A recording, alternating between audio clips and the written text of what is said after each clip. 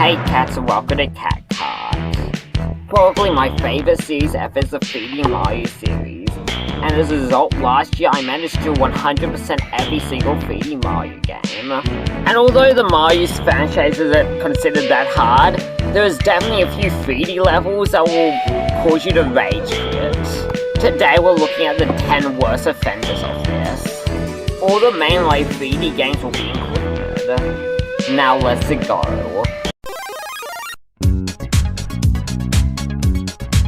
Super Mario 3D World is considered one of the easier Mario games, but once you collect all the collectibles, you get to go to Mystery House Mayhem, which it does not play around. For most of the Mystery House levels, you have given like 5 tasks which you need to do under 10 seconds, but for Mystery House Mayhem, you are given 30 tasks. Quite a few of these tasks are pretty easy, but then there's stuff like, for one of the green stars, you have to take out Boom Boom, and to be fair, they didn't nerf Boom Boom, and it's still Boom Boom. But the audacity to put a mini-boss inside this level just shows how hard the developers of this game wanted this mystery house to be. And this isn't too hard, but after like the first 10 green stars, the level just drags on, and the tasks just keep getting harder. But the levels on this list just keep getting a lot harder than this. One of my least favorite Mario levels ever is Dreadnought Galaxy from Mario Galaxy 1.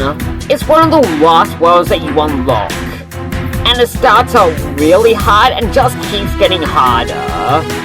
And the 2 levels I hate the most is the garbage dump level and the purple coin level. But for this list, I'm gonna have to give a slight edge to the purple coin comment. The reason why this purple coin mission is so hard is because you're on a moving platform the entire time. And if you miss 1 coin, then you may as well just lose a life and restart the level. Some purple coin comments have 150 purple coins and only make you collect 100. But this purple coin comment has 100 purple coins and you have to collect all of them. And if you miss 1, then say goodbye to your star. It's not even that easy to stay on the platform.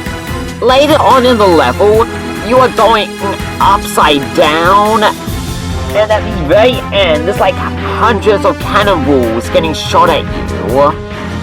Last year, I made a video on the hardest Mario Galaxy stars, and to make that video, I 100% of the game again. When I got to this level, I found out that the hardest part of it was a group of 6 purple coins. Because to collect all 6, it took you quite a while, and you would lose the platform. But that's okay, because usually a platform will come back to take you to the rest of the way.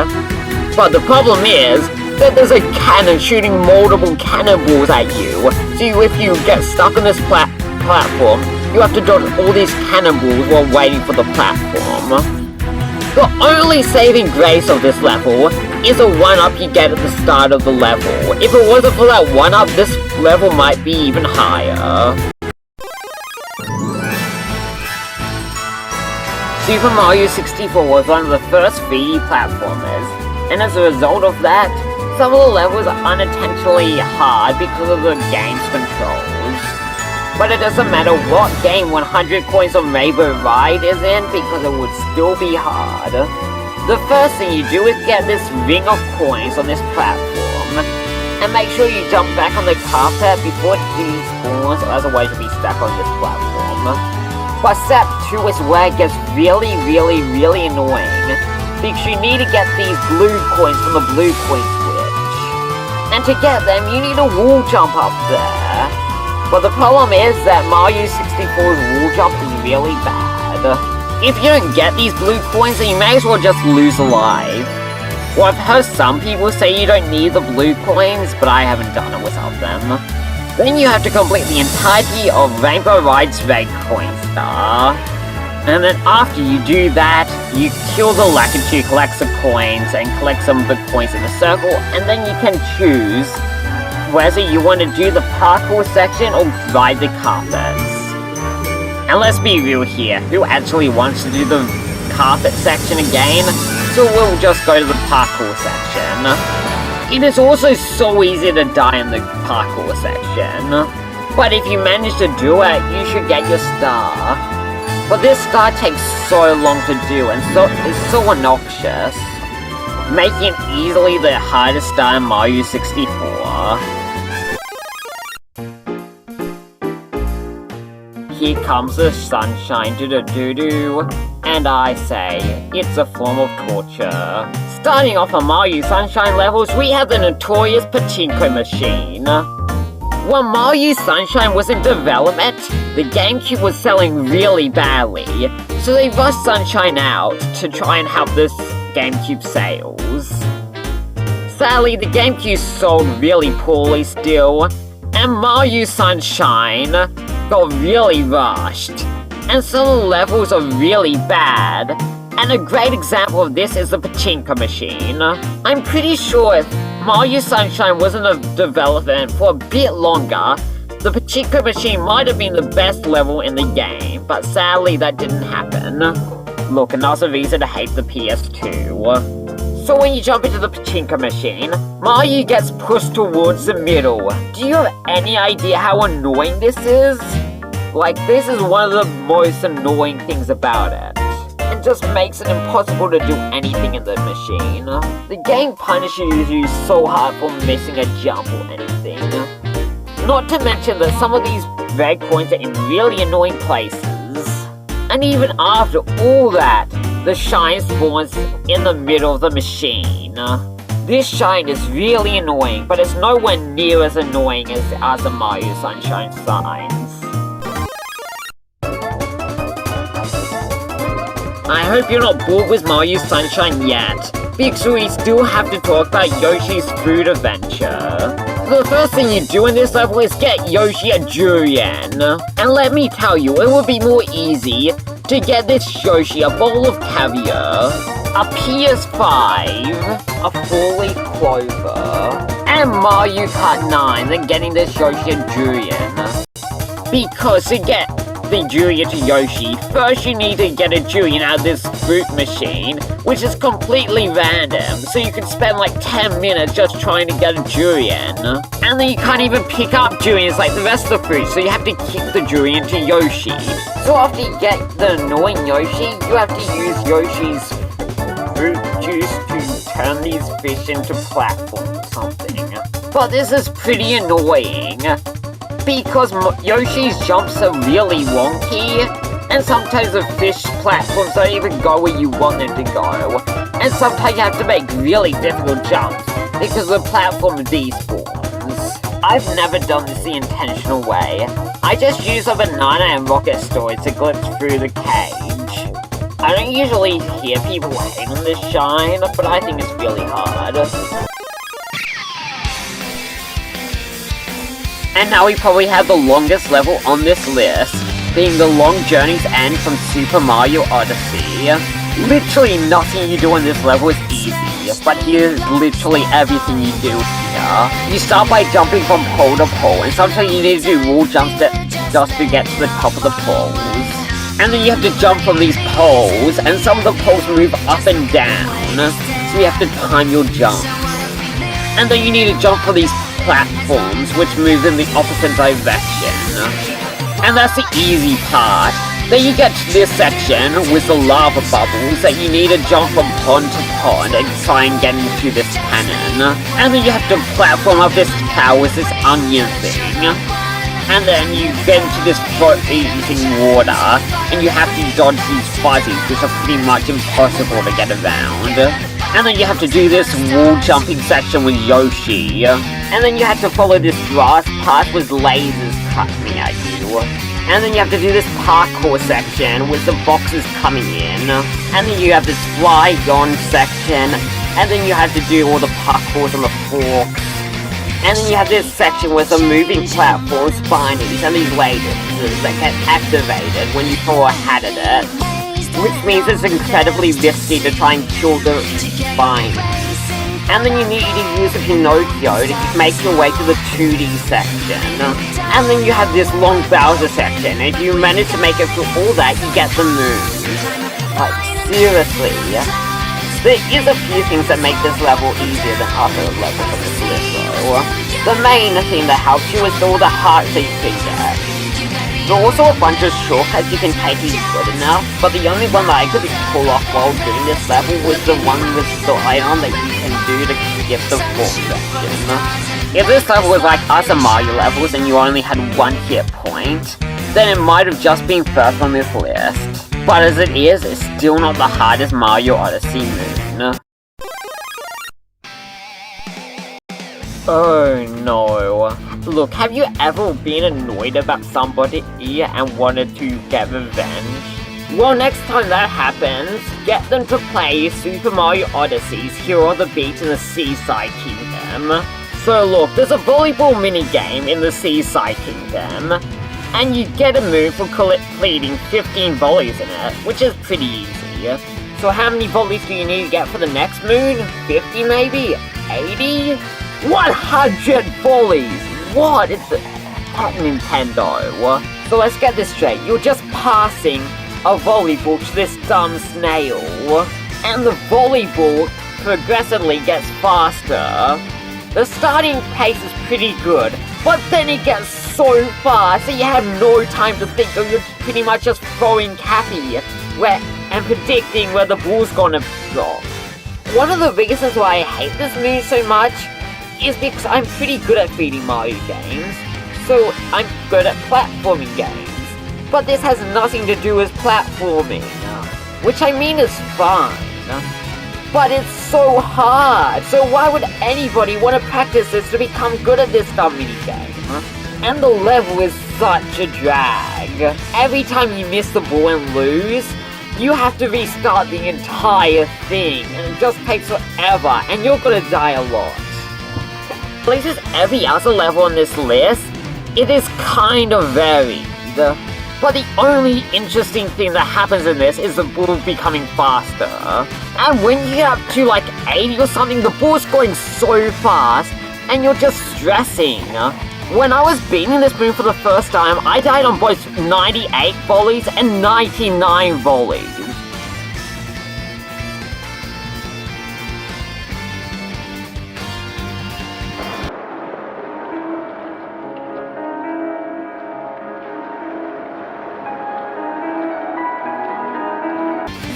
If you're wondering why the jump rope mini game is on this list, it's because it can be glitched with fun glitches. But this, you just need to get good at it, and there's no shortcuts.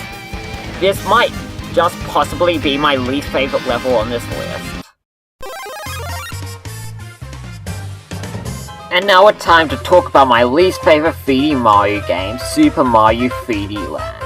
I don't like it that much because most of the levels aren't memorable, but the most memorable level I think is the last level of the game, Crown's Crown. And despite my faults in this game, this level has a lot of mechanics I really like Hammer Bros, run block jumps, sections that force you to run over tiny blocks so you don't fall between them, extremely long jumps that force you to jump onto enemies' head in order to make them, obnoxious enemy placements, extremely awkward jumps that force you to do something weird to get over them, fighting multiple bosses at the same time in between a level, flip switches that have the rails cut off, enemy rain, and let's not forget the Shadow Mario chase.